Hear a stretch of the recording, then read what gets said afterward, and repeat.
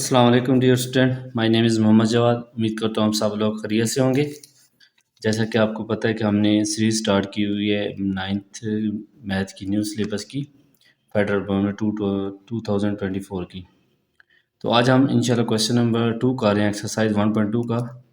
पिछली वीडियोस में हमने एक्सरसाइज 1.1 कंप्लीट की थी और 1.12 का जो है क्वेश्चन नंबर 1 किया था, जिसमें हमने जस्ट इस तरह के क्वेश्चंस को रेडिकल सिंगल रेडिकल एक्सप्रेशन में लिखा था और उसको आगे जो है सिंप्लीफाई भी किया था जो होते थे। तो आज का जो हमारा क्वेश्चन है उसमें लिखा हुआ है कि write each exponential expression as an equal radical expression and simplify if possible. ठीक है, यानी कि इसके अंदर हमने ये जो मैं एक्सप्रेशन गिवन है, ये असल में एक्सप्रेशन है हमारे पास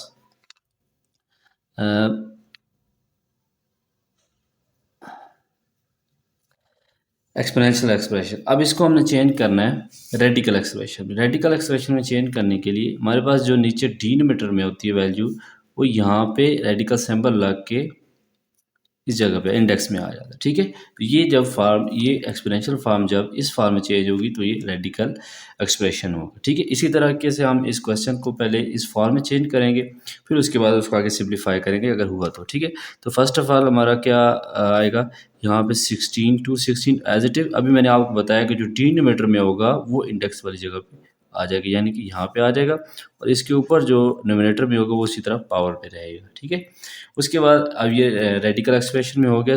अब हम इसकी नंबर जो है कंपोजिट है, कंपोजिट यानी कि इसके दो से ज़्यादा फैक्टर्स हैं, तो इसको हम फैक्टराइज कर लेंगे 216। ठीक है, 216 जो है 2 10 8 ज़ार, 2 54 ज़ार, 2 27 ज़ार एंड सॉरी 3 9 ज़ार, 3 3 ज़ार एंड 3 1 ज़ार। ठीक है, ये इसके फैक्टर्स बन गए।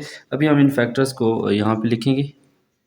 अभी स्क्वायर जो है वो एज इट इज रहेगा, इसको अभी कुछ नहीं करना। ठीक है, 2 multiply by 2 multiply by 2, 3 multiply by 3 multiply by 3 और होल में स्क्वायर। अब हम इसको इंडेक्स फॉर्म में लिख लेंगे।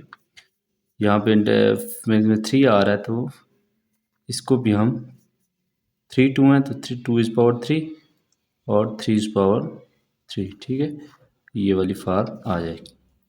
उसके बाद इसका तरीका है कि अब स्क्वायर का मतलब क्या होता है कि हम एक ही वैल्यू को दो दफ़ा मल्टीप्लाई कर रहे हैं, तो अब इसी वैल्यूज को दो दफ़ा लिख दें, 3 एंड 3 ठीक है, होल में उसी तरह इंडेक्स में 3। अब इसमें आप डायरेक्ट भी इसको कट कर सकते हैं और अलग-अलग भी लिख दें तो इसको कट कर सकते हैं। ठीक है, इस फॉर्म में 3 इज पावर 3 और ये लास्ट 3 इज पावर 3 और 3। ठीक है, ये कट हो जाएगा सारा जो जो, तो इसमें सिंपल जो है रेडिकल्स जो हैं सारे सिंबल जो हैं ख़त्म हो जाएंगे और ये हमारे पास लास्ट पे नंबर आ जाएंगे। 95 मल्टीप्लाई करें तो हमारे पास 36 आंसर होगा। ठीक है, तो ये हमारा फर्स्ट पार्ट हो गया। उसके बाद हम सेकंड देखते हैं। इसको फर्स्ट टाइम में हम रेडिकल में चेंज करेंगे, तो रेडिकल में चेंज करने के लिए यहाँ पे ये वाली फार्म आ गई। अब इसको 2 पे तो लिख देंगे। अब 29 जो है वो हमारे पास एक प्राइम नंबर है जिसके फैक्टर्स आगे नहीं बनेंगे, तो अब इस 2 की जगह हम अगर इसको एज इट इज इस तरह लिख के इस तरीके से भी लिख दें तो ये भी आंसर ठीक होगा। Can not be, it can not be simplify, यानी कि इसको हम आगे सिंप्लीफाई नहीं कर सकते। It can not be simplify. ठीक है, सिंप्लीफाई। ओके, ये हो गया। उसके बाद थर्ड पार्ट है, उसमें भी देखें। उसमें फर्स्ट टाइम में हम इसको चेंज करेंगे रेडिकल एक्सप्रेशन में, तो 1/32। अब यहाँ पे 5 है, यहाँ पे भी क्या आएगा 5। अब 32 है, 32 आपको पता है कि कंपोजिट नंबर है, तो इसका मतलब इसके फैक्टर 2 से ज़्यादा है, तो इसको भी हम फैक्टराइज कर लेंगे।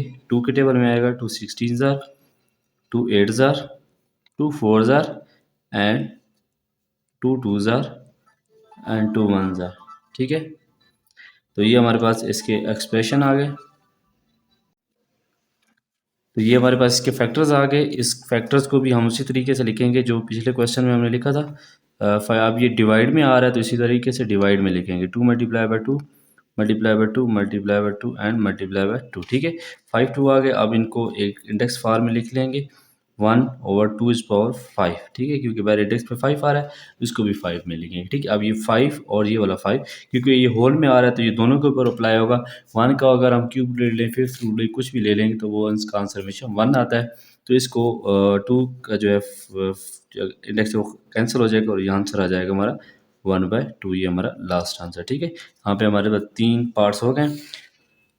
अब फोर्थ वन देखें। फोर्थ वन में एज इट इफ जो फर्स्ट क्वेश्चन था इसको मैंने इसी तरीके के साथ इसीलिए लिखा है कि जो दूसरा फर्स्ट क्वेश्चन था इसी तरीके के साथ इसको भी सॉल्व करना है। सिंपल, इसमें थोड़ी सी चेंजिंग आएगी।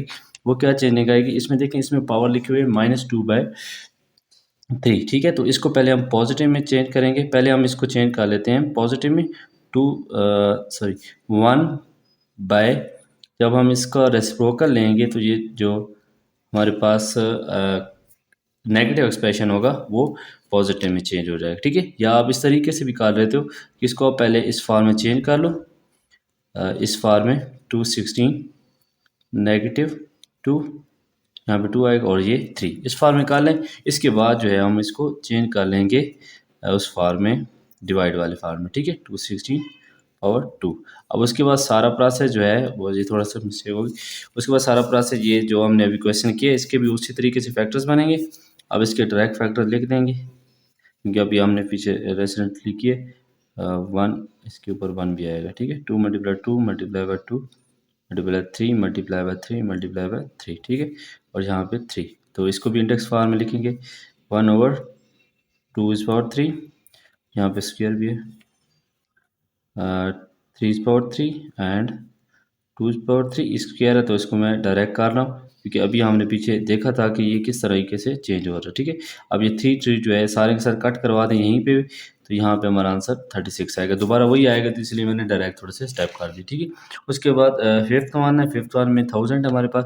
1000 को हम पहले चेंज करेंगे इसको रेडिकल एक्सप्रेशन में। उसके बाद इसके फैक्टर्स बनाएंगे क्योंकि ये कंपोजिट नंबर है, तो 1000 का अगर आप 2 से कर रहे हो तो ये 500 आ जाएगा।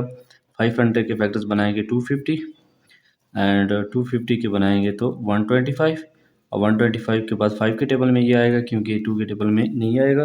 लास्ट नंबर जो है वो 5 है, तो 125,000 एंड इसके बाद इस को लिखेंगे 5,500 और 5,100। ठीक है, अब इसके फैक्टर्स उसी तरीके से जिस तरीके से हमने पिछले क्वेश्चन में किया था कि इसके फैक्टर्स लिखेंगे 2 × 2 × 2 × 5 × 5 × 5। ठीक है, तो इसको इंडेक्स में 3 आ रहा है तो इसको भी हम 3 के एक्सपोनेंट में लिखेंगे। ठीक है, ये इस फॉर्म में, तो यहाँ पे ये अलग-अलग भी कर सकते हैं, डायरेक्ट इकट्ठे कट भी करवा सकते हैं। तो 2 × 5 = 10, ये हमारा आंसर आ जाएगा। ठीक है, उसके बाद हमारे पास 6 पार्ट है, लास्ट पार्ट इसका।